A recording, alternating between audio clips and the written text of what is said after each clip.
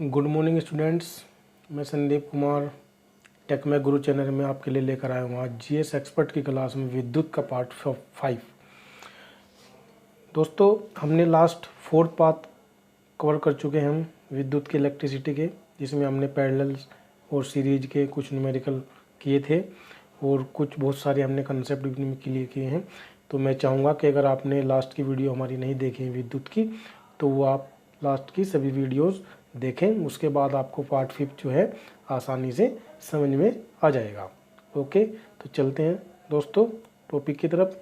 हमारा जो टॉपिक है विद्युत धारा के प्रभाव। तो विद्युत धारा के जो प्रभाव होते हैं वो क्या होते हैं, जैसे कि हमारा विद्युत धारा का तापीय प्रभाव। विद्युत धारा का जो तापीय प्रभाव होता है स्टूडेंट्स, जैसा कि आप सभी जानते हैं कि ताप यानी हीट यानी ऊष्मा कि जब किसी प्रतिरोध युक्त चालक में विद्युत धारा प्रवाहित की जाती है तो चालक कुछ समय बाद गर्म हो जाता है। ऐसा विद्युत ऊर्जा के ऊष्मीय ऊर्जा में रूपांतरण के कारण होता है। इस प्रभाव को विद्युत धारा का ऊष्मीय प्रभाव कहते हैं। यानी कि आपको समझ में आ गया हो कि जब किसी प्रतिरोध युक्त चालक, जब कोई प्रतिरोध युक्त चालक होता है और उसमें हम इलेक्ट्रिसिटी यानी करंट हम फ्लो कराएंगे तो चालक जो है कुछ टाइम बाद अपने आप ही गर्म होने लगेगा और विद्युत ऊर्जा के ऊष्मीय ऊर्जा में रूपांतरण के कारण ही होगा, यानी चेंज के कारण होगा। जो विद्युत ऊर्जा है हमारी, जो इलेक्ट्रिक एनर्जी है, उसको हीट एनर्जी में कन्वर्ट के कारण ही ये हमारा इफेक्ट होगा। ओके, नेक्स्ट विद्युत धारा का चुंबकीय प्रभाव। जो मैग्नेटिक इफेक्ट होता है विद्युत धारा में, वो क्या होता है कि जब किसी तार में विद्युत धारा प्रवाहित की जाती है तो उसके चारों ओर एक चुंबकीय क्षेत्र उत्पन्न हो जाता है। यह प्रभाव विद्युत धारा का चुंबकीय प्रभाव कहलाता है। नेक्स्ट विद्युत धारा का रासायनिक प्रभाव। जब किसी रासायनिक विलयन जैसे अम्लीय, क्षारीय अथवा लवण के विलयन में विद्युत धारा प्रवाहित की जाती है तो वह अपने अवयवों में विभक्त हो जाता है। ये अवयव रासायनिक क्रिया करते हैं। विलयन के विघटन की इस क्रिया को विद्युत धारा का रासायनिक प्रभाव कहते हैं। ओके, अम्लीय, क्षारीय और लवण यानी कि जो साल्ट होंगे हमारे विलयन, जो उनका भी सॉल्यूशन होता है, उसमें विद्युत धारा प्रवाहित अगर हम करेंगे तो अपने अवयवों में विभक्त हो जाएंगे। उसके डिफरेंट जो अवयव होंगे इनमें वो क्या हो जाएंगे, टूट जाएंगे और ये अवयव जो है रासायनिक क्रिया करने लगेंगे। वहाँ पे केमिस्ट्री उनमें रिएक्शन होने लगेगी और विलयन के विघटन की इस क्रिया को ही क्या कहेंगे, विद्युत धारा का रासायनिक प्रभाव। नेक्स्ट, क्योंकि हमारा मेन टॉपिक जो है विद्युत धारा का तापीय प्रभाव है, यानी हीट इफेक्ट है इलेक्ट्रिक करंट का। जब किसी प्रतिरोध युक्त चालक में विद्युत धारा प्रवाहित की जाती है तो चालक कुछ समय बाद गर्म हो जाता है, ये हमें पता ही है। ऐसा विद्युत ऊर्जा की ऊष्मीय ऊर्जा में चेंज के कारण होता है, इन रूपांतरण के कारण होता है। इस प्रभाव को विद्युत धारा का ऊष्मीय प्रभाव कहते हैं। जैसे कि आप देख रहे होंगे यहाँ पे इलेक्ट्रिसिटी, आप बल्ब में जो विद्युत ऊर्जा है वो हीट में कन्वर्ट होगी तभी हमारा लाइट मिलेगा हमें। यहाँ पे हमारे जो होते हैं स्विच, ये फ्यूज में यूज होता है। इस तरह से हमारा यहाँ भी फ्यूज गर्म होकर तभी हमारा जो है टूटता है। और इलेक्ट्रिसिटी जब प्रेस होती है हमारी इलेक्ट्रिक प्रेस, वो भी जब गर्म होगी तो हीट एनर्जी इसमें कन्वर्ट होगी, इलेक्ट्रिक एनर्जी हीट एनर्जी में, तभी हमारी प्रेस गर्म होती है और हमें ऊष्मा मिल पाती है। इसी तरह से हमारे बहुत सारे एग्जाम्पल है। जब किसी प्रतिरोध युक्त चालक में विद्युत धारा प्रवाहित की जाती है तो चालक में मुक्त इलेक्ट्रॉनों का प्रवाह होने लगता है। गतिमान होकर ये इलेक्ट्रॉन, यानी कि जब किसी चालक में हम विद्युत धारा प्रवाहित कराएंगे तो चालक में जो मुक्त इलेक्ट्रॉन होते हैं उनका प्रवाह होने लगेगा और गतिमान होकर ये इलेक्ट्रॉन चालक के परमाणुओं से टकराने लगते हैं। गतिमान होकर ये चालक के परमाणुओं से टकराते हैं। इन टकरों में इलेक्ट्रॉन अपनी जो गतिज ऊर्जा का अधिकांश भाग परमाणुओं को दे देते हैं, जिससे परमाणु की गतिज ऊर्जा बढ़ जाती है। फलस्वरूप चालक का ताप बढ़ जाता है, अर्थात विद्युत धारा के प्रवाह से पदार्थ में उत्पन्न ऊष्मा होती है। विद्युत धारा के प्रवाह से पदार्थ में ताप बढ़ने की क्रिया को विद्युत धारा का ऊष्मीय प्रभाव कहते हैं। आई होप आपको समझ में आ गया हो। मैंने यहाँ पे लिख दिया है, आप इसको पढ़ते रहना है। जो मैंने बोला है कि एक एक पॉइंट आपका बहुत इंपॉर्टेंट है। हमने, हमारा कंसेप्ट क्या था कि जब किसी प्रतिरोध युक्त चालक में हम विद्युत धारा प्रवाहित कराते हैं, प्रतिरोध युक्त चालक यानी इस तरह कोई भी हमारा कंडक्टर होता है, इसमें हम विद्युत धारा जो है, इनके इलेक्ट्रॉन होते हैं, इनमें हम विद्युत धारा प्रवाहित कराएंगे तो चालक में जो मुक्त इलेक्ट्रॉन होते हैं, इनका मुक्त इलेक्ट्रॉनों का यहाँ पे प्रवाह होने लगता है। इलेक्ट्रॉन, एटम्स के अंदर इलेक्ट्रॉन्स होते हैं हमारे। एटम्स जो है नहीं क्या है, हमारा कोई भी हमारा मॉलिक्यूल है, मॉलिक्यूल यानी अणु, कोई भी हमारा क्या होता है स्टूडेंट्स, अणु। अणु आपको पता ही होता है मॉलिक्यूल। मॉलिक्यूल जो है अणु जो है किन से मिलकर बना होता है, परमाणुओं से। अणु किन से मिलकर बना होता है, मॉलिक्यूल एटम से मिलकर बना होता है। कोई भी अणु हमारा परमाणु से मिलकर बना होता है। और परमाणु किन से मिलकर बने होते हैं, परमाणु में क्या क्या होते हैं आपको पता है, इलेक्ट्रॉन, न्यूट्रॉन और प्रोटॉन, ये 3 चीज़ें होती हैं। यहाँ पे इलेक्ट्रॉन जो है प्रवाह होने लगेगा। अणु परमाणु से मिलकर, कोई भी हमारा मटेरियल छोटे छोटे अणुओं से मिलकर बना होता है, और अणु जो है परमाणु से मिलकर बना होता है, और परमाणु प्रोटॉन, न्यूट्रॉन, इलेक्ट्रॉन से मिलकर बना होता है। यानी वही बात हमने यहाँ पे कही है, किसी चालक में वैद्युत धारा प्रवाहित की जाती है तो चालक में मुक्त इलेक्ट्रॉनों का प्रवाह होने लगता है। गतिमान होकर ये इलेक्ट्रॉन चालक के परमाणु से टकराएंगे। जो इलेक्ट्रॉन है हमारे, ये चालक के जो परमाणु होगा मोड़ बड़ा, परमाणु के अंदर हमारा इलेक्ट्रॉन होगा। जो इलेक्ट्रॉन होते हैं ये इलेक्ट्रॉन परमाणु से टकराते हैं। ऐसे ऐसे अलग इलेक्ट्रॉन होंगे हर एक परमाणु में, तो हर एक इलेक्ट्रॉन अपने अपने अलग परमाणु से टकराएंगे, बहुत सारे इलेक्ट्रॉन, और टकराते हैं। इन टकरों में इलेक्ट्रॉन अपनी गतिज ऊर्जा, जो इलेक्ट्रॉन है ये अपनी गतिज ऊर्जा जो है ये किसको दे देंगे, परमाणु को, क्योंकि गतिज ऊर्जा में एनर्जी होगी, ऐसे जाएंगे इधर उधर ये, तो परमाणु भी मोशन करने लगेगा, यानी गति करने लगेगा। परमाणु की गतिज ऊर्जा इसमें, परमाणु में गतिज ऊर्जा आ जाएगी इलेक्ट्रॉन की वजह से। जब इलेक्ट्रॉनों का हमारा मोशन होने लगेगा तो परमाणु में भी मोशन होने लगेगा। इस तरह से दे देते हैं, जिससे परमाणु की गतिज ऊर्जा बढ़ जाती है। फलस्वरूप चालक का ताप बढ़ जाता है। इसके कारण जब परमाणु आपस में टकराएंगे तो इनमें हीट जनरेट होगी और चालक का जो है ताप अपने आप ही बढ़ने लगेगा। अर्थात वैद्युत धारा के प्रवाह से पदार्थ में उत्पन्न ऊष्मा होती है। ओके, वैद्युत धारा के प्रवाह से पदार्थों में ताप बढ़ने की इस क्रिया को वैद्युत धारा का ऊष्मीय प्रभाव कहते हैं। ओके, व्यवहारिक जीवन में इस प्रभाव का उपयोग वैद्युत बल्ब, हीटर, गीजर, वैद्युत इस्त्री आदि उपकरणों में हम देखते हैं। जैसे कि यहाँ पे देख रहे होंगे आप, हम डायग्राम के थ्रू भी आपको बता देते हैं। यहाँ पे इलेक्ट्रॉन फ्लो हमारे ऐसे हो रहे हैं, करंट फ्लो अगर हमारा ऐसे होता है तो इलेक्ट्रॉन यहाँ फ्लो होने लगेंगे। इलेक्ट्रॉन फ्लो होने लगे किसी कंडक्टर में, ये कंडक्टर है हमारा, इसमें वैद्युत बल्ब में, तो इसके जो परमाणु हैं वो वहाँ पे हीट जनरेट होने लगेगी और ये हीट हमें यहाँ से मिलने लगती है। हम अगर किसी इलेक्ट्रिक बल्ब के पास अपना हैंड रखते हैं, हाथ रखते हैं, तो हमारा हाथ जो है थोड़ा थोड़ा गर्म होने लगता है। वो किसके वजह से होता है, इलेक्ट्रिक की वजह से होता है। यानी इलेक्ट्रिक जो एनर्जी है हमारी वो हीट एनर्जी में वहाँ पे कन्वर्ट होने लगती है। आई होप आपको समझ में आया होगा इस डायग्राम के थ्रू। नेक्स्ट यहाँ पे भी देखो, ये बल्ब हमने दिखाया, बैटरी के थ्रू बल्ब लगा है और यहाँ पे स्विच लगाया है। स्विच के थ्रू हमारा बल्ब जो है जल जाता है और ये हीट यहाँ पे जनरेट होने लगती है। इसके ये तंतु लगा रहता है हमारा, फिलामेंट जो होता है इसमें, ये इस तरह से बल्ब में।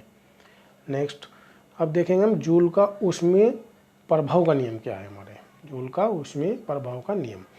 अब जूल का ऊष्मीय के प्रभाव नियम के अनुसार किसी चालक में प्रवाहित धारा के कारण उत्पन्न ऊष्मा, यानी किसी चालक में, जो हमने अभी बात आपको बताई है कि किसी चालक में प्रवाहित धारा के कारण उत्पन्न ऊष्मा चालक के प्रतिरोध, चालक में प्रवाहित धारा के वर्ग तथा चालक में धारा के प्रवाह के समय के अनुक्रमानुपाती होती है। ये जूल का हमारा नियम है कि जो चालक में अगर हम ऊष्मा उत्पन्न कर रहे हैं किसी, तो उसमें जो होती है ऊष्मा, जो उसमें हीट होगी, आपकी हीट होगी, वो क्या होगी, आर, यानी क्या है हमारा, धारा के कारण उत्पन्न चालक के प्रतिरोध, जिसमें रेजिस्टेंस होगा चालक में, जो क्या होगा, रेजिस्टेंस के क्या होता है, चालक में प्रवाहित धारा, प्रतिरोध चालक में प्रवाहित धारा के वर्ग, प्रतिरोध के अनुक्रमानुपाती और धारा के वर्ग के तथा चालक में धारा के समय के अनुक्रमानुपाती होती है। तीनों चीज़ें हमें कही हैं। ओके, तीनों चीज़ों को हम ऐड करेंगे तो हीट इक्वल टू हमारा फॉर्मूला निकल के आ जाएगा I²RT। ओके, यहाँ पे इक्वल टू आगे जब प्रोपोर्शनल हटता है तो कोई कांस्टेंट आता है, यहाँ पे कांस्टेंट हमने लिखा है J, यानी जूल, क्योंकि जूल का नियम है इसलिए। तो ये फॉर्मूला यहाँ से बन के है आपका हीट का, H बराबर I²RT/J, यानी जूल, इतने जूल। अब चालक में व्यय विद्युत ऊर्जा निकालेंगे हम, कितनी व्यय विद्युत ऊर्जा कितनी खर्च हो रही है चालक में। तो इसके लिए हम क्या करेंगे कि देखेंगे कि किसी चालक में विद्युत आवेश के प्रवाहित होने से जो ऊर्जा व्यय होती है उसे विद्युत ऊर्जा कहते हैं। ठीक है, उसे व्यय विद्युत ऊर्जा होती है, जो ऊर्जा हमारी व्यय होगी उसे विद्युत ऊर्जा कहते हैं। जैसे कि W बराबर VQ, यानी वोल्ट, यानी विभवांतर, इंटू Q, ये हमारा वर्ग बराबर फॉर्मूला था, ये हमारा स्टार्टिंग में बताया था आपको। विभवांतर तथा विद्युत धारा के पदों में ऊर्जा, अब विभवांतर और विद्युत धारा के पदों में अगर हमें ऊर्जा निकालनी है तो उसके लिए हम क्या करेंगे, हमारे पास V और Q था। अब Q की वैल्यू होती है I और T, क्योंकि आपको पता है कि I बराबर क्या होता है, Q/T होता है। करंट फ्लो बराबर Q/T, ये हमने आपको पहले बताया था कि Q बराबर ये होता है I बराबर Q/T, I equal to Q/T, और Q की वैल्यू यहाँ पुट करेंगे तो ये करंट और विभवांतर की टर्म में हमारा जो है ऊर्जा निकलेगी, वह है विद्युत ऊर्जा। अब विद्युत धारा तथा प्रतिरोध के पदों में ऊर्जा, अब हम रेजिस्टेंस और करंट के टर्म में जो हम ऊर्जा निकालेंगे वो ये निकलेगी हमारी I²RT। ओके, यहाँ पे प्रतिरोध निकालना है हमें, वोल्टेज नहीं निकालना है। V बराबर हमारा पता है क्या होता है, क्या हमें मालूम है ओम के नियम से R इक्वल टू V/I होता है, यानी वोल्टेज अपॉन करंट। तो यहाँ से V की वैल्यू निकालेंगे R इंटू आई, यहाँ के V की वैल्यू R इंटू आई रखेंगे। I यहाँ पे आएगा, यहाँ पे रखेंगे I और R, और एक I यहाँ पे था ही हमारे पास, और एक T है यहाँ पे, तो I²RT हो गया हमारा ये। ओके, नेक्स्ट फॉर्मूला विभवांतर तथा प्रतिरोध के पदों में ऊर्जा। अब हमने V²T/R लिख दिया, यहाँ पे V²T। ओके, यहाँ पे V और T लिखना है, V और विभवांतर और प्रतिरोध यानी वोल्टेज, और इसमें लिखना है हमें V की टर्म में लिखना है यहाँ पे। ओके, ये फॉर्मूला हमारा यहाँ पे बन गया, V²T/R इक्वल टू J, यानी जूल, इतना जूल हो गया है। Okay, electron volt. Electron volt क्या है, अब इलेक्ट्रॉन वोल्ट देखेंगे। यदि दो बिंदुओं के बीच विभवांतर V हो तब एक इलेक्ट्रॉन को एक बिंदु से दूसरे बिंदु तक ले जाने में किया गया कार्य W बराबर EV, यानी वर्क जो है कितना होगा, इलेक्ट्रॉन वोल्ट कितना है और वोल्टेज हमारा कितना है, कितने इलेक्ट्रॉन है और कितना वोल्टेज है, जब हमें वर्क निकालना होगा दो बिंदुओं के बीच। क्या अगर दो पॉइंट है हमारे, इनके बीच हमें क्या है, क्या निकालना है, विभवांतर V हो तो एक इलेक्ट्रॉन को एक बिंदु से दूसरे बिंदु तक ले जाने में क्या कार्य है, यानी इस बिंदु से यहाँ इस पॉइंट पर, इस पॉइंट से इस पॉइंट तक हमें ले जाने में कितना वर्क करना पड़ेगा। तो वर्क निकालने के लिए हमें इलेक्ट्रॉन कितने फ्लो होंगे, एक इलेक्ट्रॉन को, यानी एक इलेक्ट्रॉन की बात, अगर यहाँ पे ज़्यादा इलेक्ट्रॉन होंगे तो उतने इलेक्ट्रॉन यहाँ पे रखेंगे, मल्टीप्लाई 4 इलेक्ट्रॉन है तो 4 इलेक्ट्रॉन लिखेंगे, 4 को ले जाना है। और यहाँ पे विभवांतर यानी V, कितना विभवांतर है यहाँ पे, V की वैल्यू लिख लेंगे इस तरह से। ओके, जहाँ इलेक्ट्रॉन जो है, इलेक्ट्रॉन का क्या होता है आवेश, C इक्वल टू कितनी वैल्यू होती है, 1.6 इंटू 10⁻⁻19 कूलम। यदि V बराबर 1 है, 1 वोल्ट है, तब W बराबर 1 इलेक्ट्रॉन वोल्ट होगा। ओके, एक इलेक्ट्रॉन वोल्ट किसके इक्वल होगा, 1.6 into 10⁻19 coulomb into 1 volt. Okay, ये भी आपको पॉइंट याद रखने हैं, एग्जाम में डायरेक्टली पूछा जाता है इस तरह के क्वेश्चन ऑब्जेक्टिव टाइप में। और इलेक्ट्रॉन वोल्ट यानी क्या होगा, 1.6 इंटू 10⁻19 जूल। ओके, ये यहाँ पे जूल होगा, कूलम वोल्ट जूल में आएगा। अब नेक्स्ट पॉइंट हमें याद रखना है calorie. 1 calorie equal to 4.2 joule होता है, तो 1 जूल इक्वल टू कितना आ जाएगा, 1/4.2 कैलोरी। जब हमें कैलोरी में पूछेंगे या जूल में पूछेंगे, कैलोरी में पूछा है हमारे पास जूल में है तो उसको 4.2 से हम डिवाइड कर देंगे। ओके, तो कैलोरी में आंसर हमारा आ जाएगा। ओके, अगर हमारे पास जूल है, जूल से हमें कैलोरी चेंज करना है तो 4.2 से हमें उसको डिवाइड करना पड़ेगा। ओके स्टूडेंट्स, नेक्स्ट टॉपिक देखते हैं हमारा। नेक्स्ट पॉइंट, विद्युत शक्ति, इलेक्ट्रिक पावर। जो है इलेक्ट्रिक पावर क्या है, कार्य करने की दर को शक्ति कहते हैं, ऊर्जा के उपयुक्त होने की दर को भी शक्ति कहते हैं। ओके, यानी पावर बराबर क्या फॉर्मूला बनेगा, ऊर्जा अपॉन समय। ओके, वर्क अपॉन टाइम, ये किस में निकलेगा हमारा, जूल अपॉन सेकेंड में। ओके, शक्ति के मात्रक जूल अपॉन सेकेंड को क्या कहते हैं, वाट भी कहते हैं। ये भी आपको याद रखना है, एग्जाम में डायरेक्ट इस तरह के क्वेश्चन यहाँ से देखने को आपको मिलेंगे। जब मैं आपको नेक्स्ट क्लास में आपके साथ में ऑब्जेक्टिव क्वेश्चन डिस्कस करने वाला हूँ, बहुत सारे जो अभी तक के एग्जाम में पूछे गए हैं, और मेरा आपसे वादा है कि उन क्वेश्चन से बाहर आपको फिजिक्स के इस इलेक्ट्रिसिटी चैप्टर से कोई भी क्वेश्चन नहीं पूछा जाता। ओके, नेक्स्ट, यानी पावर को हम क्या लिख सकते हैं, पावर जो हमारे पास है, जैसा हमने आपको बताया था कि पावर का फॉर्मूला हमारा वर्क अपॉन टाइम है, तो पावर को हम यहाँ पे क्या लिखेंगे, VI, यानी पावर बराबर V इंटू आई, अथवा P बराबर I²R होता है, और V²/R भी होगा पावर का फॉर्मूला। ये भी आपको याद रखना है। डायरेक्टली आपको पावर निकालनी होगी, आपको वोल्टेज दिया रहेगा, करंट दिया रहेगा, डायरेक्टली आंसर आप निकाल सकते हैं। 1 watt equal to 1 volt into 1 ampere, और 1 वोल्ट A, ये हम इसको लिख सकते हैं वाट इक्वल टू। ओके, ये भी आपको पॉइंट याद रखना है। नेक्स्ट, यानी वाट जो है क्या है, वाट शक्ति का छोटा मात्रक है, अतः वास्तविक व्यवहार में हम इसके काफ़ी बड़े मात्रक किलोवाट का उपयोग करते हैं।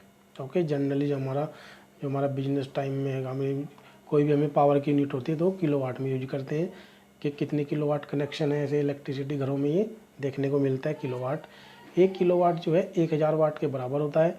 चूँकि विद्युत ऊर्जा यहाँ पे क्या है, विद्युत ऊर्जा शक्ति तथा समय का गुणनफल होता है। विद्युत ऊर्जा जो है किसका है, शक्ति और समय, यानी पावर और टाइम का गुणनफल होता है। इसलिए विद्युत ऊर्जा का मात्रक वाट घंटा है। जब 1 वाट शक्ति का उपयोग 1 घंटे तक होता है तो उपयुक्त ऊर्जा 1 वाट घंटा होती है। विद्युत ऊर्जा का व्यापारिक मात्रक किलोवाट घंटा है, जिसे सामान्यतः बोलचाल में हम क्या कहते हैं, यूनिट कहते हैं। ओके, ये आपको याद रखना है कि किलोवाट घंटा equal to unit. Okay, I hope सबको समझ में आया होगा।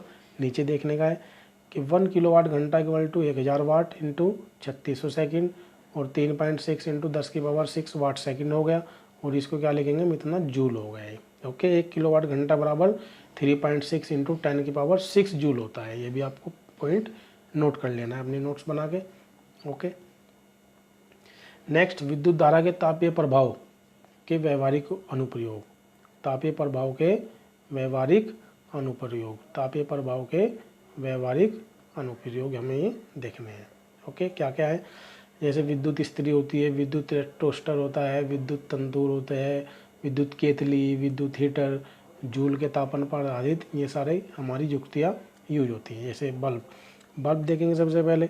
बल्ब के तंतुओं को बनाने के लिए टंगस्टन का होता है, टंगस्टन धातु का यूज होता है उसका जो तंतु होता है, और उसका गलनांक कितना होता है 3380 डिग्री सेल्सियस। ये आपको याद रखना है, एग्जाम में पूछा जाता है कि बल्ब का जो टंगस्टन लगा रहता है वो कितने टेम्परेचर पर गल जाता है, यानी कितने टेम्परेचर, जितना ज़्यादा, इससे अगर ज़्यादा टेम्परेचर पहुंचेगा तो हमारा जो बल्ब जो है वो क्या हो जाएगा, फ्यूज हो जाएगा। ओके, ये आपको नोट रखना है याद कि 3380 यानी। ओके, इसका उपयोग किया जाता है। उच्च गलनांक की एक प्रबल धातु, ऐसी ज़्यादा एक बहुत ही अच्छे गलनांक की धातु होती है हमारी टंगस्टन। इसको हम इसलिए यूज करते हैं बल्ब में। जैसे कि आप यहाँ पे देख रहे होंगे जो तंतु है ये टंगस्टन का बना होता है। अगर इसका टेम्परेचर हमारा 3380 यानी 3380 डिग्री सेल्सियस डिग्री से ऊपर ये टेम्परेचर पहुँचता है तो ये हमारा बल्ब जो है फ्यूज हो जाता है, यानी तंतु जो हमारा ये टूट जाता है, आपका ये यहाँ पे टूट जाता है और बल्ब जो हमारा फ्यूज होता है। ओके, इसके बारे में और देखें। प्राय बल्बों में भी रासायनिक दृष्टि से इसमें एक्रिय, नाइट्रोजन तथा आर्गन गैस भरी जाती है। नाइट्रोजन या आर्गन गैस यहाँ पे बल्ब के अंदर होती है, आपको पॉइंट याद रखना है। इसके तंतु की आयु में वृद्धि हो जाती है, इससे जब हम गैस भरेंगे तो इसकी यह लाइफ इंक्रीज हो जाएगी। और तंतु द्वारा उपयुक्त ऊर्जा का अधिकांश भाग ऊष्मा के रूप में प्रकट होता है, परंतु इसका एक अलग बहुत ही कम यानी बहुत ही छोटा भाग विकृत प्रकाश के रूप में भी दृष्टिगोचर होता है। ओके, ये हमें याद रखने हैं पॉइंट सभी आपको। इसके बाहर आपको कोई भी क्वेश्चन एग्जाम में नहीं मिलेगा, आपको छोटे छोटे सभी पॉइंट आपको नोट्स बना के याद रखने हैं। और मैं आपको नेक्स्ट क्लास में ऑब्जेक्टिव क्वेश्चन डिस्कस करेंगे हम आपके साथ में।